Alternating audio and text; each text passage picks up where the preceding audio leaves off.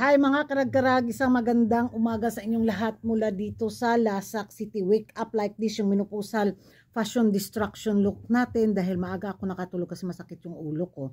Tapos nagising ako, anong oras na ba ngayon dito? Hindi ko makita yung orasan, madilim sa sala ko. Ayun, basta maaga-maaga pa ngayon mga karag-karag. So pagdilat sa budlat kong mata, chinek ko yung mga kaganapan sa chismisan sa mundo ng beauty pageant bitaw sa social media. Ayun. Laglag na naman sa top 5 si Chelsea Fernandez sa swimsuit raw ng Miss Cosmo sa pageant ni Bawang. Hindi talaga siya nakapasok. Tawang-tawa yung mga kapitbahay natin. Grabe yung pambubuli nila. What happened daw sa pins? Why not penetrate daw sa top 5 in every event daw sa Cosmo? Ganun yung mga pa-eksena nila.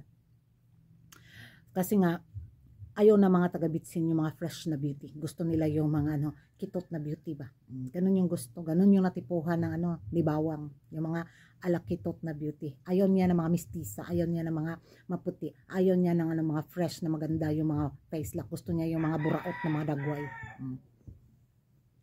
So yun lang.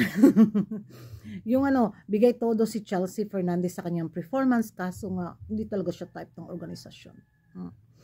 Yung na-stress yung mga kapitbahay natin dahil sila talaga yung naapektuhan dahil gusto nila makita bitaw na makita sana yung pin sa top 5 kaso nga nagwagi yung pagkaano nila dirty thinking minded nila na ay maligwak sana ang pins, maligwak sana ang pins. So yun nga, naligwak si Chelsea tapos ngayon sila yung na-stress sa kakabash sa pambubuli sa pins.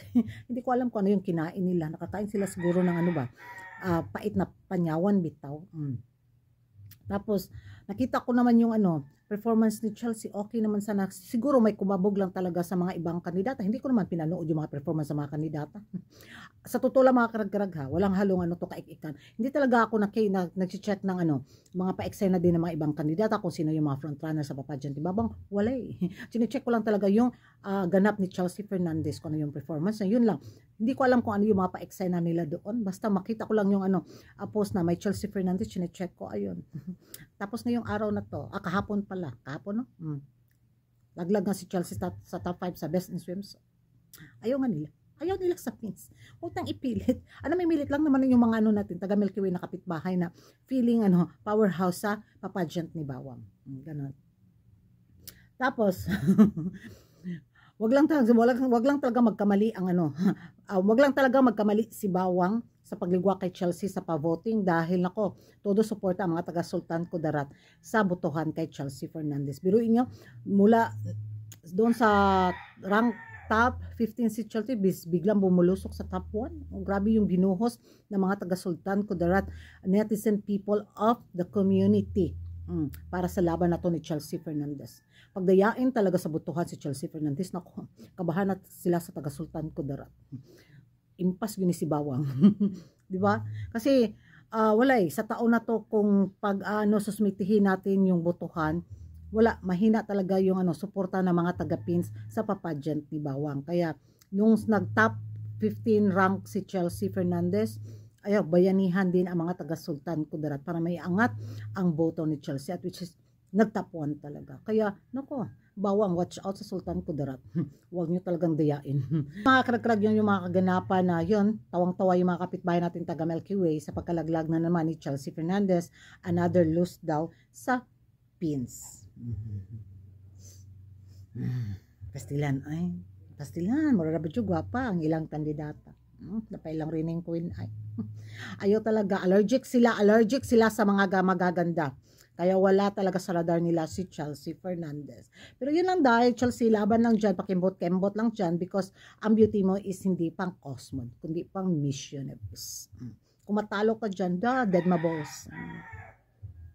Wala na nga pageant dahil. Adto ta sa Miss Universe mo laban pohon kung di ka kadaog diha sa corona ni Bawang. Ay bisa pag makadaog ka diha sa corona ni Bawang day Chelsea. Appeal balik sa Miss Universe Philippines. Kay dito gyud ang beauty na babagay sa Miss Universe, hindi sa pageant ni Bawang na chipapaw. Yan ang mga karagaragan yung magiging reaction ninyo sa naging performance. Nalaglag na naman sa top 5 sa best in swimsuit ang ating pambato. At ano yung masasabi nyo sa full support ng mga taga-Sultan Kudarat sa laban na to ni Chelsea sa pageant ni Bawang?